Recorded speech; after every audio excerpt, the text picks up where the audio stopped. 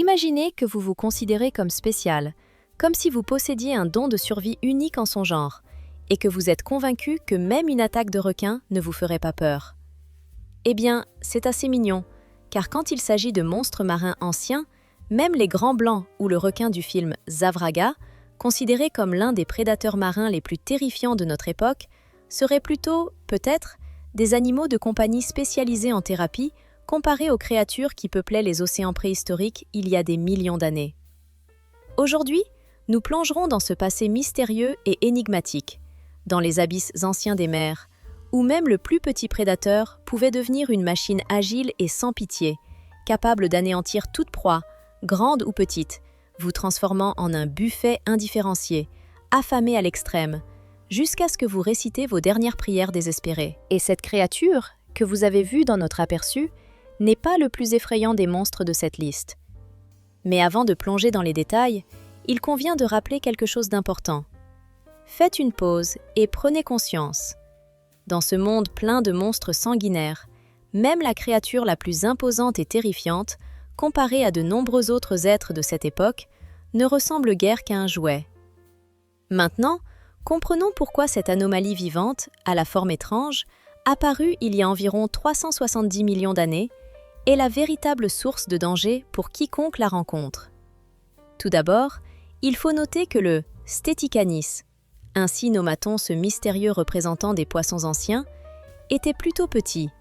Sa longueur ne dépassait pas 70 cm, ce qui équivaut à celle d'un chat domestique ordinaire. Il ne faut pas penser qu'il s'agissait d'une créature marine mignonne et inoffensive, semblable à un animal de compagnie. Son dos était orné d'une sorte de plaque dorsale en forme d'anneau particulière. Elle ressemblait à un grand marteau en métal, recouvert de nombreux petits pics. Les scientifiques ne sont toujours pas parvenus à un consensus définitif sur la fonction exacte de cet élément inhabituel, peut-être pour attirer un partenaire ou pour renforcer ses propriétés hydrodynamiques lors de déplacements rapides dans l'eau.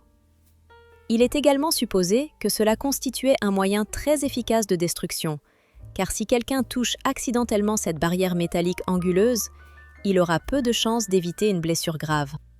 Beaucoup riront et diront « Qu'est-ce qui est si spécial ? Je toucherai juste ou donnerai un coup de poing !» Car ces commentaires pathétiques appartiennent à ceux qui n'ont jamais rencontré de gros ennuis dans la vie, sans parler de combats avec de véritables prédateurs dans les profondeurs marines préhistoriques. Le fait est là. Ce monstre avait des dents acérées comme des couteaux, suffisamment nombreuses pour déchirer et broyer efficacement la chair de ses proies. Il était si agile qu'il utilisait sa petite taille et son corps flexible et rapide pour changer soudainement de direction et capturer sa proie. Imaginez, vous nagez tranquillement dans des eaux côtières paisibles, lorsque soudain, vous apercevez une étrange nageoire approcher. Mais cela ne vous cause pas une grande peur. Mais alors, à votre grande surprise, de plus en plus de ces nageoires apparaissent. Et bientôt, toute la région est envahie par ces requins anhabiles, à la tête inhabituelle et aux dents acérées comme une lame de rasoir. Ils vous regardent comme si vous étiez l'équivalent ancien de déjeuner heureux moderne. Leur stratégie de chasse consistait en une embuscade.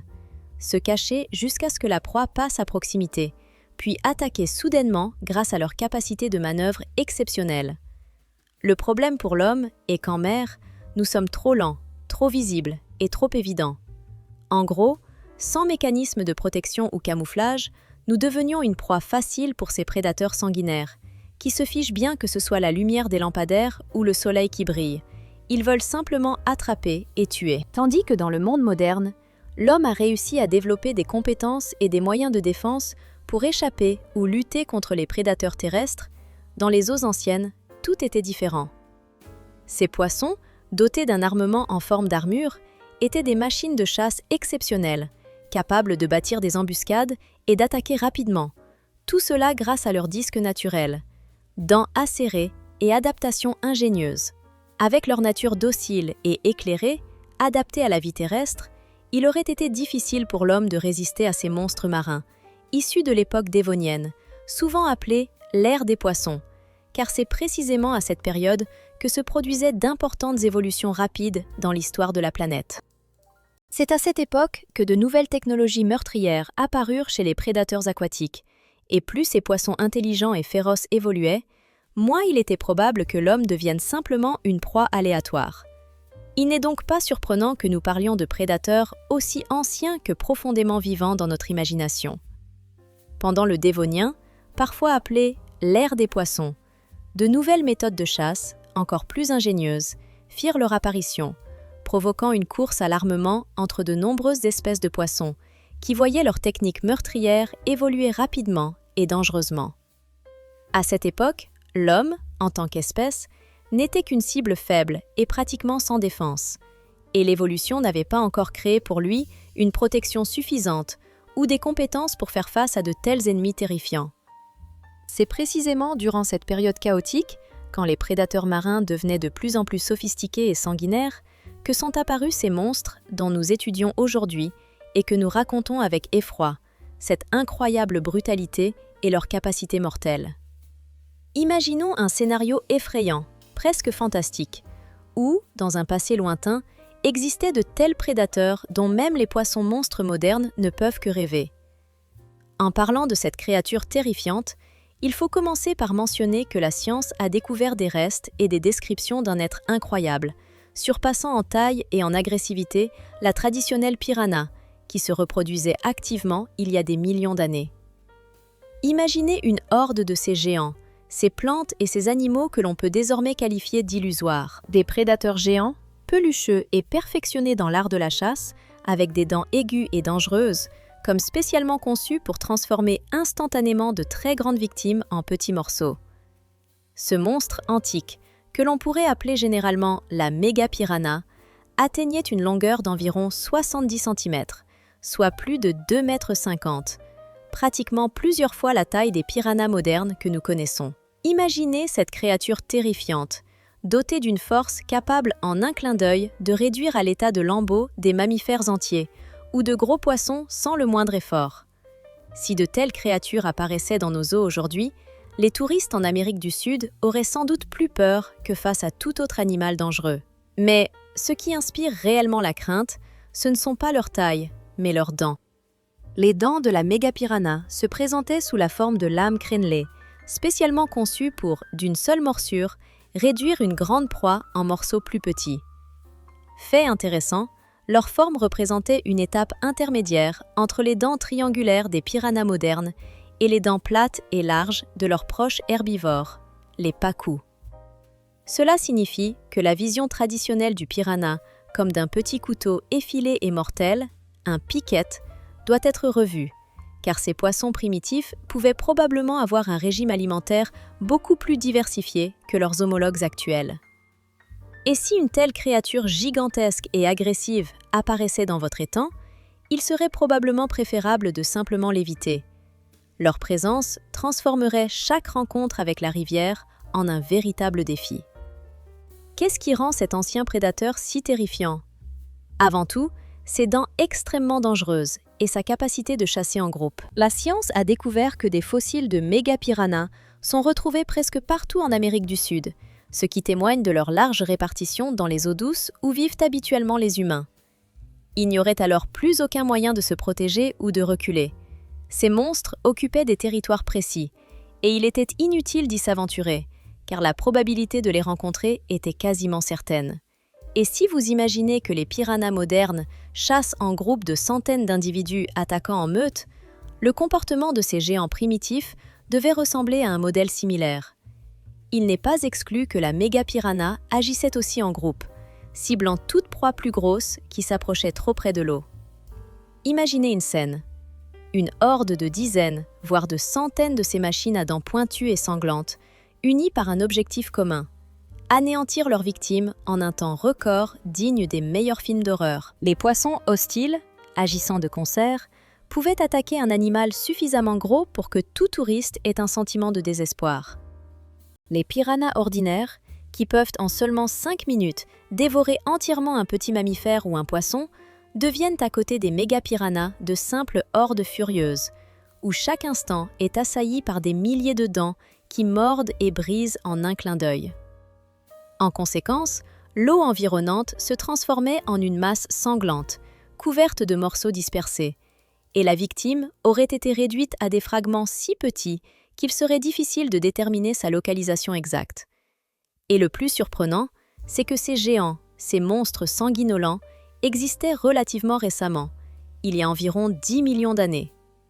Pour comparer, cette période est bien plus courte que celle de l'époque paléozoïque, lorsque la nuit des anciens animaux a commencé, seulement 10 millions d'années auparavant, ce qui, à l'échelle géologique, n'est qu'un instant.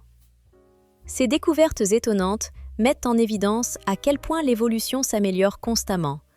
Elle est littéralement comme l'amélioration d'un outil, d'un simple couteau à un puissant hachoir à viande. Et en parlant des piranhas, elles ne cachaient manifestement pas leurs intentions. Après avoir acquis des compétences sanglantes, elles partaient toujours en chasse pour se nourrir. Mais ces anciens prédateurs avaient leurs propres principes. Ils ont appris à résoudre le problème de la capture de la proie à un niveau tout à fait nouveau, ce qui était auparavant considéré comme impossible pour les poissons. Dans les moments où ils devaient quitter l'eau et traverser la terre, ils faisaient preuve d'une ingénuité et d'une adaptabilité incroyables. Restant pratiquement maîtres de la chasse, ces créatures montraient que l'évolution continue de perfectionner ces mécanismes, transformant même les ennemis et les victimes les plus inattendues en quelque chose de totalement nouveau, quelque chose qui, dans toute l'histoire de la pêche, n'avait pas d'égal. Beaucoup d'entre nous ont sans doute entendu parler du jour où un courageux aventurier ou simplement un chercheur curieux osait quitter l'eau familière pour marcher sur la terre, afin de comprendre ses mystères et tester ses forces. Dans l'histoire de l'évolution, il existe de nombreux exemples marquants de tels passages audacieux, et l'un des moments les plus fascinants et importants est l'apparition sur Terre de ces êtres qui ont levé la main, ou plutôt la nageoire, vers un nouvel environnement, la terre ferme. Loin dans le passé, il y a environ 385 millions d'années, est apparu un représentant particulier des organismes vivants, dont le destin a changé à jamais le cours de l'évolution des vertébrés. À cette époque, toute la planète ressemblait à un grand monde aquatique, et sur les rivages, dans les embouchures des rivières et dans les zones côtières, naissaient les premières créatures capables non seulement de nager, mais aussi de faire leurs premiers pas maladroits, mais très importants, vers la terre ferme. C'est précisément cette espèce ancienne. Son nom, traduit du grec, signifiait « nageoire forte », qui est devenue l'un des événements clés dans l'histoire de l'évolution, car elle incarnait les premières lueurs de ce qui allait devenir par la suite toute une chaîne de développement des vertébrés terrestres, y compris nous-mêmes. Le nom, aussi surprenant soit-il, était une sous-estimation, car en réalité, cet organisme représentait un véritable miracle. Ses nageoires puissantes, charnues, remplies d'os, ressemblaient étonnamment aux membres des animaux terrestres modernes. Ces excroissances osseuses abritaient des éléments internes évoquant des fémurs et des humérus, ce qui permettait d'improviser des pas et de soutenir la silhouette lors de courts déplacements sur la terre ferme. Imaginez, ces créatures, mesurant environ 6 pieds de haut, faisaient leurs premiers essais maladroits, mais très déterminés pour sortir de l'eau et s'adapter à de nouveaux environnements. Ce qui est particulièrement impressionnant, c'est que leurs nageoires n'étaient pas de simples ornements ou accessoires mineurs. Ce sont des outils puissants, capables de maintenir leur corps en mouvement, de bloquer ou de repousser les prédateurs aquatiques qui les poursuivaient. Imaginez, tout à coup, cette créature apparaissant sur la côte. Chargée d'os et de muscles, elle incite votre imagination à dessiner l'image d'un prédateur potentiel, qui, malgré une composition encore imparfaite, est déjà capable de s'approcher de sa proie avec éclat et persévérance. Et vos propres peurs sont immédiatement remplacées par une légère irritation. Car, selon l'observateur expérimenté mais confiant, incapable même de courir rapidement en montant un escalier, je pourrais facilement fuir hors de sa portée. Mais la réalité est bien plus complexe et variée. Cet ancêtre préhistorique à l'apparence de poisson avait été conçu par la nature pour réussir ces scénarios. Ces nageoires puissantes ne servaient pas uniquement à l'esthétique ou à l'équilibre. Elles représentaient un système d'armement massif et judicieusement conçu, capable de soutenir et de contrôler son corps d'un peu moins de 2 mètres lorsqu'il chassait ou se défendait. Et pendant ce temps, vous, hommes, qui joguez sur l'herbe mouillée ou le sable, ne sachant pas où fuir, sans armes ni refuge. Rappelez-vous l'incroyable fait. Cet ancêtre lointain pouvait respirer de l'air grâce à des narines internes spéciales. La caractéristique principale n'était pas qu'il se débattait sur la terre comme un poisson qui se noierait soudainement, mais qu'il se sentait totalement à l'aise, faisant de courts mais cruciaux pas sur la rive.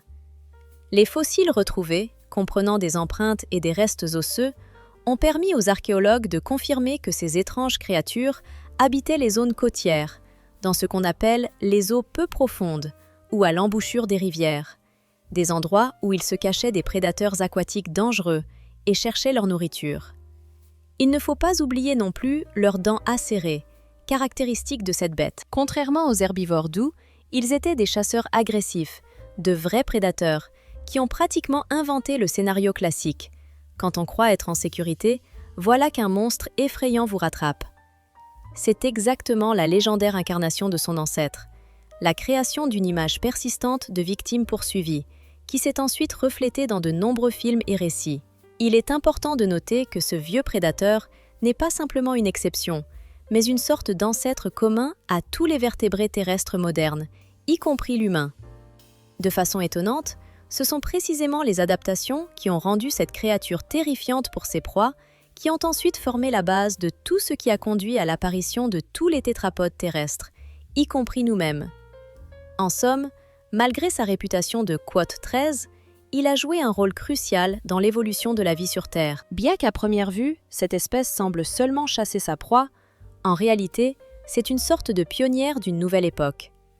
Alors que d'autres anciens prédateurs ne faisaient que perfectionner leurs mécanismes de chasse sous-marine et d'attaque, cet ancêtre a fait ses premiers pas sur la terre ferme, inventant de nouvelles stratégies et s'adaptant à des conditions inédites. Quant à ses concurrents, d'autres premiers prédateurs, ils perfectionnaient leurs méthodes d'assassinat aquatique, affinant l'art du camouflage et des attaques surprises. Notre prochaine rencontre concerne un prédateur légendaire qui, contrairement à son ancêtre Quote 14, n'avait pas besoin de poursuivre sa proie sur la terre ferme. Il était un maître incontesté des courses rapides dans l'eau, invincible. Voici apparaître l'un des plus anciens tueurs invisibles, un prédateur marin qui précède de beaucoup la plupart de ses contemporains en termes d'apparition. Il existait bien avant la majorité des dinosaures. En des millions d'années, sa silhouette est restée pratiquement inchangée, et son concepteur, la nature, l'a créé si parfaitement que, pendant longtemps, il n'a presque pas nécessité de modifications sur ses plans. Se représentant des anciens grands requins prédateurs, connus sous le nom de Clyde Salaki, possédait une capacité unique. Sa face était située à l'avant de la tête, et non en dessous, comme chez les poissons modernes. Cela signifiait qu'il n'avait pas besoin de tourner autour de lui pour attraper sa proie. Il pouvait simplement pointer sa puissante mâchoire directement vers la cible et attaquer. Si vous vous trouviez dans l'eau et tentiez d'échapper à ce prédateur, vos chances auraient été faibles. Sa silhouette élancée, parfaitement hydrodynamique, était équipée de grandes nageoires et d'une queue puissante. Ces caractéristiques le rendaient incroyablement rapide et maniable, capable d'atteindre des vitesses dépassant 5 ou 6 000 à l'heure, soit environ 10 km par heure, des chiffres presque records pour un humain. Quant à ses dents et à la structure de sa mâchoire, elles étaient spécialement conçues pour des attaques rapides et mortelles, faisant de lui un adversaire pratiquement invulnérable dans son environnement, et un ennemi redoutable pour toute espèce de poisson ou de créature marine osant croiser son regard. Telle était l'apparence de l'un des plus anciens requins, capable de rivaliser sans problème avec tout équipement de pêche moderne, si celui-ci avait existé à cette époque. Le temps passait, et cette technologie, sa conception unique, restait pratiquement inchangée pendant des centaines de millions d'années, témoignant de l'efficacité parfaite de cette forme et de cette stratégie. Par cette créature effrayante mais indéniablement brillante, la nature a posé les bases d'une ère entière de prédateurs marins, donnant naissance à un chasseur marin invincible qui continue d'inspirer l'imagination des scientifiques et des naturalistes à ce jour. La longueur de ce prédateur étonnant atteignait environ 8 mètres, ce qui correspond à peu près à la hauteur d'un homme moyen. Et il ne s'agissait pas d'un exemple miniature expérimental ou d'un modèle réduit de requin, mais d'un reptile à part entière. Une torpille massive et rapide, munie de dents acérées. Ce sont précisément les dents qui font toute la différence. Et ici, tout devient véritablement effrayant. Imaginez un tel prédateur marin qui renouvelle et restaure constamment sa dentition. Les dents usées, en se libérant, se déplacent vers l'avant pour faire place à de nouvelles lames tranchantes. Cela garantit que ce chasseur dispose toujours d'un arsenal frais à portée de mâchoire. On peut seulement imaginer à quel point il aurait été difficile d'affronter une créature dont les capacités en matière d'armement ne s'épuisent jamais. Chaque fois qu'une dent se brisait ou s'usait, une nouvelle, aiguisée et prête à l'action, la remplaçait. Ce processus de remplacement constant rendait ce monstre marin pratiquement invulnérable. Il est particulièrement fascinant d'étudier le squelette de cet ancien requin, le clade Salakaï. Il ne se composait pas de l'os traditionnel que nous connaissons chez les animaux modernes, mais d'un type particulier de cartilage appelé cartilage tessellé. Il s'agit d'un tissu complexe, unique aux poissons, combinant des fibres flexibles et une mosaïque de plaques calcifiées. Grâce à cette structure, le clade Salakaï possédait à la fois robustesse et souplesse, ce qui le rendait incroyablement maniable dans l'eau. En même temps, son squelette possédait une résistance structurale suffisante pour poursuivre des poissons rapides et se défendre contre de grosses proies. Les fossiles de ce prédateur ancien ont été conservés si parfaitement que les scientifiques ont pu découvrir même des remnants d'organes internes, tels que les reins. Ce niveau de conservation a offert une opportunité unique d'explorer l'anatomie des anciens requins et a confirmé un fait important. Le clade Salakaï était une créature conçue pour tuer dès ses premiers instants d'existence. Contrairement à nos prédateurs marins modernes, souvent plus vulnérables, cette poisson ne se limitait pas dans ses capacités. Malheureusement, le clade Salakaï ne pouvait pas sortir sur la terre ferme pour poursuivre ses proies. Son anatomie ne le permettait pas. Cependant, il possédait 7 paires de fentes branchiales, contre seulement 5 chez la majorité des requins modernes. Cela lui permettait de respirer plus efficacement et d'absorber l'oxygène de l'eau, lui conférant de nombreux avantages. Une telle structure garantissait une grande efficacité respiratoire, ce qui lui permettait à son tour de poursuivre pendant longtemps des poissons rapides ou d'autres proies tout aussi agiles. Grâce à cela, il pouvait fonctionner à la limite de ses capacités pendant une période prolongée sans se fatiguer. Tout cela explique pourquoi de nombreuses générations de ces anciens prédateurs n'ont pas changé depuis des centaines de millions d'années, car dès le début de leur histoire évolutive, ils ont reçu beaucoup, une structure correcte et optimale qui remplissait parfaitement leurs fonctions. Et pour comprendre toute la génialité de ce concept, il suffit de regarder le clade des salamandres. Il nous montre qu'une machine à tuer parfaite n'a pas nécessairement besoin de multiples améliorations ou ajustements. Parfois, la nature, en faisant son travail dès la première livraison, crée une solution vraiment idéale. Si vous pensez qu'un ancien requin, capable d'atteindre une vitesse élevée et doté d'un réservoir continu de dents acérées, est quelque chose de très dangereux, préparez-vous à faire la connaissance d'un représentant encore plus étonnant de la faune ancienne. À l'avant, vous trouverez ce qu'on appelle le couteau suisse parmi les prédateurs anciens, un requin aussi polyvalent et adaptable qu'il a réussi à survivre à plusieurs catastrophes globales et à de nombreuses extinctions de masse. Il possédait des dents spécialement adaptées à n'importe quelle proie rencontrée sur son chemin, y compris la vôtre. Voici le Otus. Ce requin a résisté à plusieurs catastrophes, y compris la période d'extinction permienne, lorsque plus de 96% des espèces marines ont disparu. Et il a simplement regardé cet événement en disant calmement « C'est tout ? Je peux faire ça toute la journée ?» Il n'a pas seulement survécu, il a prospéré durant plus de 200 millions d'années. En comparaison, c'est une période très longue, à peu près égale à toute l'existence des dinosaures. Et pendant tout ce temps, le Otus a observé comment le destin des civilisations et des espèces changeait et disparaissait, tout en continuant à vivre et à chasser. Ce qui rendait le Otus si réussi et robuste, c'était son étonnant degré d'universalité.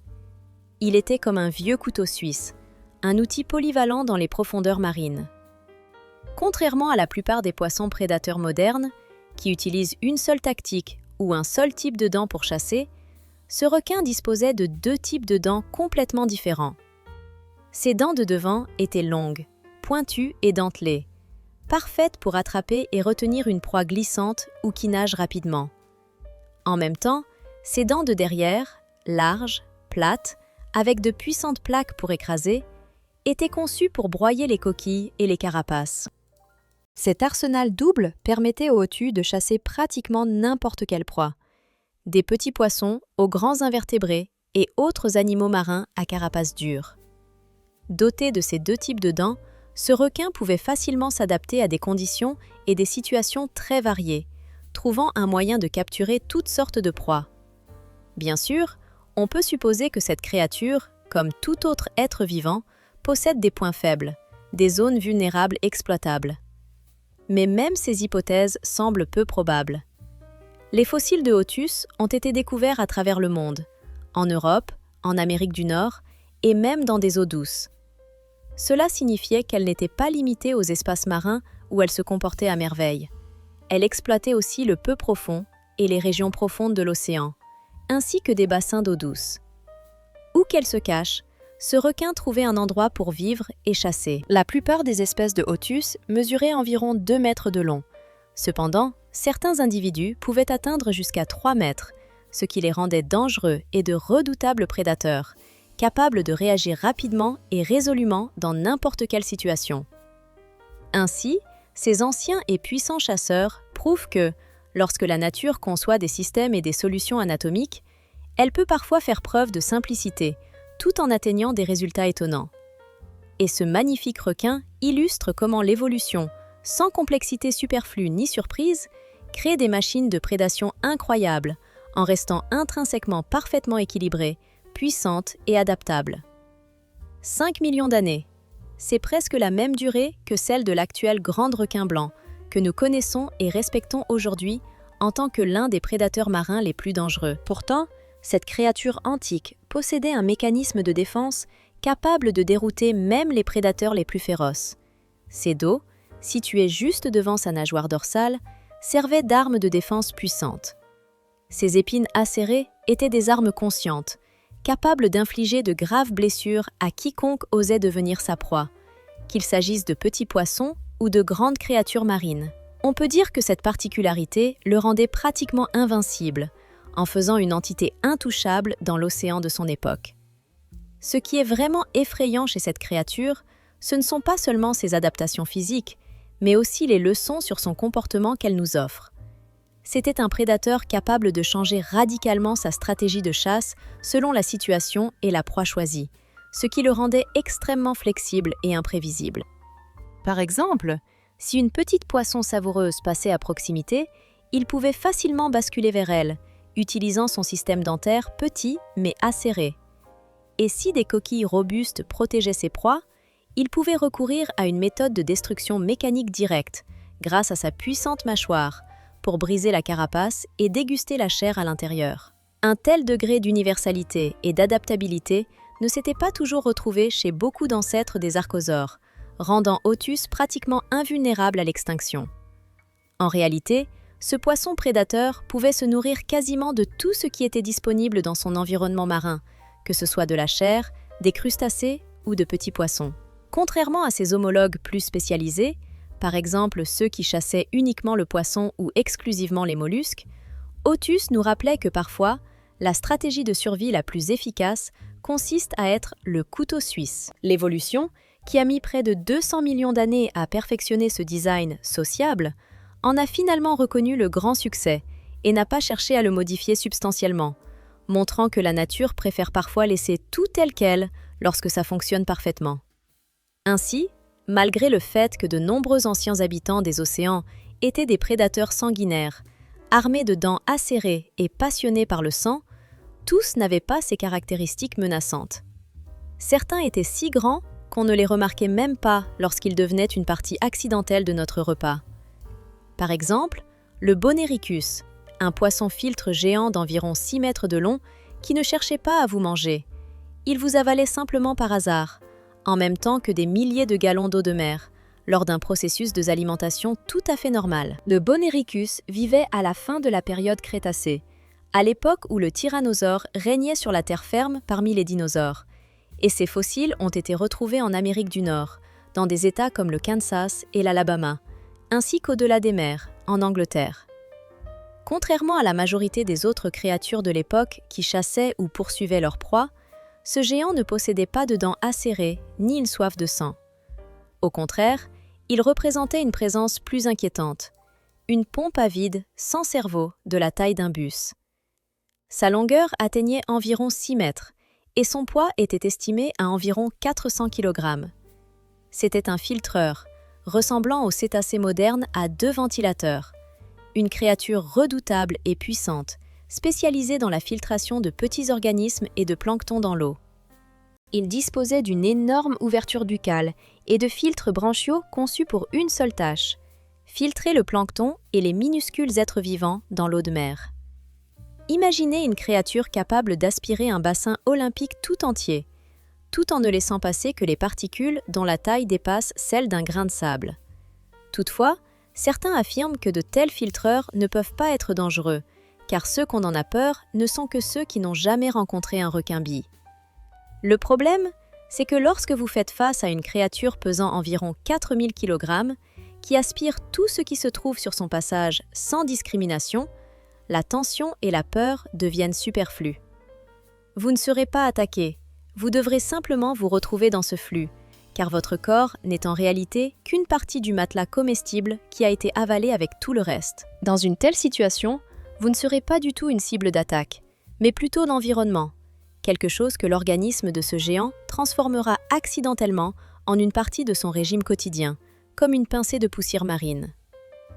L'intérêt particulier pour ce poisson ancien réside dans sa capacité à servir d'exemple brillant d'évolution convergente, c'est-à-dire le développement d'aptitudes très similaires chez des organismes complètement différents par leur origine, qui, en substance, occupaient des niches écologiques analogues il y a des millions d'années.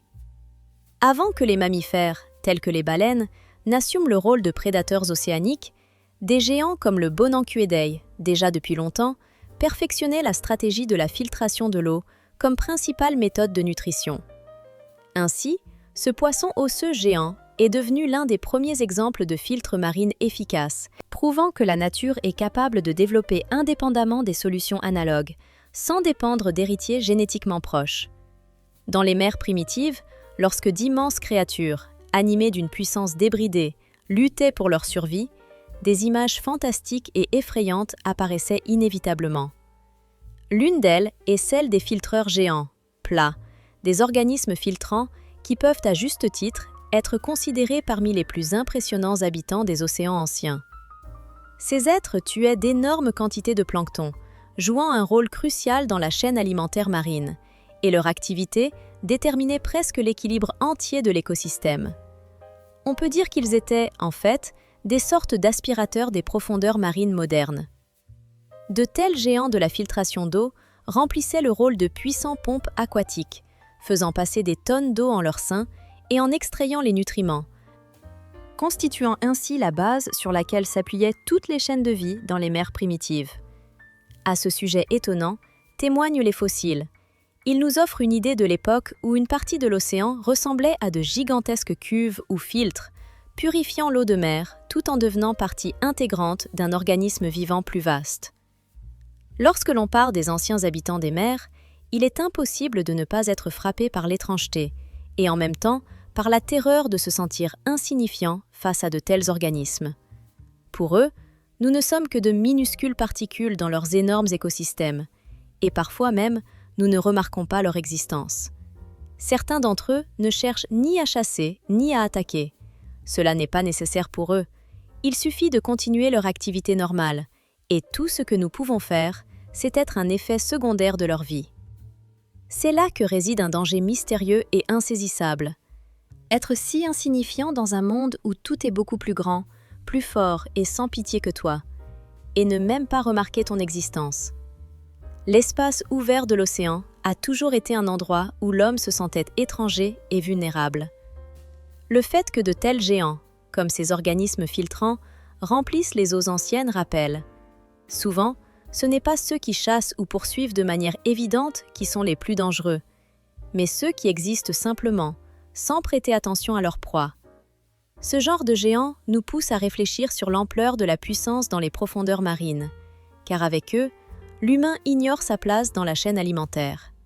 Par exemple, en présence d'une bête semblable à un ancien filtreur, que l'on ne perçoit même pas comme une menace potentielle, on ne le considère même pas comme une source de danger ou de nourriture, car dans sa nature, il ne chasse pas ouvertement. Il se contente d'exister dans son monde aquatique. Et qu'y a-t-il de pire qu'un tel filtreur géant? Peut-être seulement une créature extrêmement dangereuse, un grand poisson prédateur doté de mâchoires massives en plaques osseuses, armé d'un équipement capable de détruire presque tout ce qui est vivant. Et parmi ces monstres, l'un des plus emblématiques est Dunkleosteus, une créature blindée de 10 mètres de long, un cauchemar capable d'observer sereinement un grand requin blanc moderne comme nous regardons un poisson rouge familier. C'est un tueur épique, le sommet de l'évolution, le boss final des mystères et dangers des anciens océans. Commençons par les faits les plus fondamentaux. Dunkleosteus était essentiellement un véritable char d'eau, capable de nager librement et de survivre durant la fin de la période dévonienne. Ces poissons, appelés pélécodermes, ce qui signifie tirez-bas, quote, tirez-bas, 19, tirez-bas, tirez-bas, tirez-bas, atteignaient environ 10 mètres de long. Et parfois, leur taille dépassait largement cette limite, faisant d'eux de véritables géants des profondeurs marines. Leur tête puissante et leur cou étaient entièrement protégés par de larges plaques osseuses, créant un obstacle quasiment insurmontable pour toute attaque ennemie. Imaginez, essayez de combattre une telle masse, en sachant que votre arme est, en gros, faible et moins protégée, tandis que votre propre corps n'est qu'un tissu fin et fragile. Ce n'était pas simplement un monstre blindé géant, c'était l'incarnation absolue de la défense naturelle et de la puissance.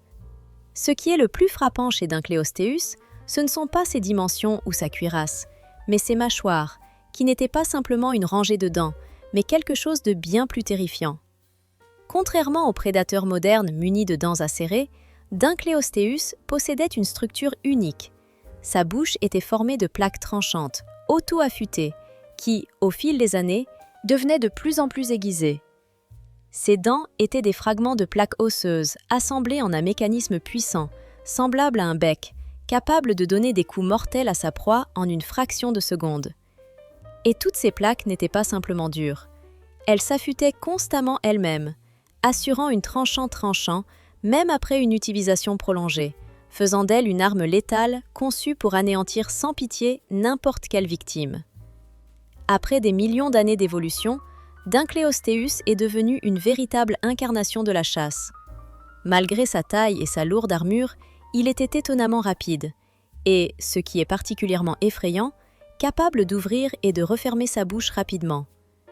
Cette créature utilisait non seulement la force de ses muscles, mais aussi une puissante pression aspirante, créée lors de la fermeture de sa mâchoire. Et celle-ci était si forte qu'elle pouvait aspirer et engloutir même de grandes créatures vivantes, ne leur laissant aucune chance de s'échapper. En poussant et en aspirant, le Dunkleosteus atteignait sa cible en un instant. La victime pouvait ne pas se douter de la mort imminente, car même sans mordre, son corps, qu'il s'agisse d'un poisson ou d'autre chose, ressentirait la puissante pression déchargeant dans l'eau, qui l'attirerait dans ses mâchoires mortelles. Mais à quel point ce coup de mâchoire était-il puissant? Les scientifiques ont effectué de nombreux calculs et, en se basant sur des hypothèses, ont abouti à une conclusion étonnante. La force du morsure du Dunkleosteus atteignait environ 8000 livres par pouce carré. Pour une meilleure compréhension, cela correspond à environ 3500 kg par centimètre carré. Une telle force est comparable à celle démontrée par le Tyrannosaurus rex, l'un des plus grands prédateurs de tous les temps. En substance, cela signifiait que sa morsure pouvait facilement percer du métal ou briser les matériaux les plus résistants. Ces données montrent que ses dents, sa bouche et ses mâchoires constituaient un véritable armement de destruction massive. Si quelqu'un se trouvait dans cette mâchoire, ses chances de survie chuteraient fortement, et pour ces structures osseuses, comme les squelettes, les conséquences seraient littéralement catastrophiques. Les découvertes fossiles de Dunkleosteus permettent d'affirmer avec certitude qu'il ne s'agissait pas simplement d'un prédateur, mais d'incarnation de puissance absolue et de férocité, qui est à jamais devenu l'un des symboles du danger et de la puissance des profondeurs marines préhistoriques. Sur le territoire d'Amérique du Nord, d'Europe et d'Afrique du Nord, Des tourments terribles des mers anciennes faisaient rage, et ces cauchemars ne se limitaient pas à une seule région. Ils concernaient toute la planète. Les archives fossiles confirment que ces créatures effrayantes, regroupées sous le nom général de dulodonoviens, représentaient un véritable cauchemar nocturne pour la vie de cette époque. La particularité remarquable réside dans le fait que de nombreux fossiles contiennent des restes partiellement digérés d'autres représentants de la même espèce ou d'espèces similaires, ce qui indirectement atteste que ces prédateurs marins pratiquaient le cannibalisme, en mangeant leurs congénères si la nécessité ou la chasse le demandait. Ils n'étaient pas de simples chasseurs, mais de véritables tueurs, capables de dévorer presque tout ce qui nageait et bougeait, le transformant en nourriture. Ces créatures possédaient non seulement une force exceptionnelle, mais aussi une armure solide qui les protégeait lors des combats et les rendait pratiquement invulnérables face à leurs victimes. Ces monstres ont été nommés en l'honneur du célèbre paléontologue David Dano, dont la mission a été immortalisée dans le nom, Dinklosor. Fait intéressant, il est possible que le scientifique n'ait jamais imaginé que son nom deviendrait synonyme d'un véritable cauchemar, dans lequel se cache l'exemple le plus brillant et effrayant de l'évolution des êtres semblables à des poissons, le Dinkleosteus. Ces poissons anciens représentaient le sommet de l'évolution des poissons cuirassés, atteignant leur apogée, acquérant des formes et des propriétés si efficaces qu'ils sont devenus le sommet de la chaîne alimentaire, les dimanches, la domination incontestée des mers dévoniennes. Ils étaient si féroces et impitoyables qu'ils n'oubliaient aucune chance à tout être vivant qui croisait leur chemin, transformant chaque rencontre en un duel mortel. Mais le plus terrible restait hors de la compréhension ordinaire de l'homme moderne. L'époque où vivaient les Dinklosaures précédait l'apparition des mammifères, et ces créatures ne connaissaient ni instinct de survie, ni règles ou conventions. Elles agissaient selon un instinct de destruction. En voyant une proie immobile ou en fuite, elles la percevaient uniquement comme une source de nourriture. Elles n'étaient pas effrayées, n'avaient aucun doute et n'essayaient pas de vérifier la faiblesse de leur victime. Pour elles, il n'y avait ni dilemme, ni débat, ni choix. Manger ou ne pas manger. Elles ne percevaient ni les menaces, ni les alliés potentiels dans l'humain ou tout autre être vivant. Tout ce qu'elles voyaient, c'était une ressource.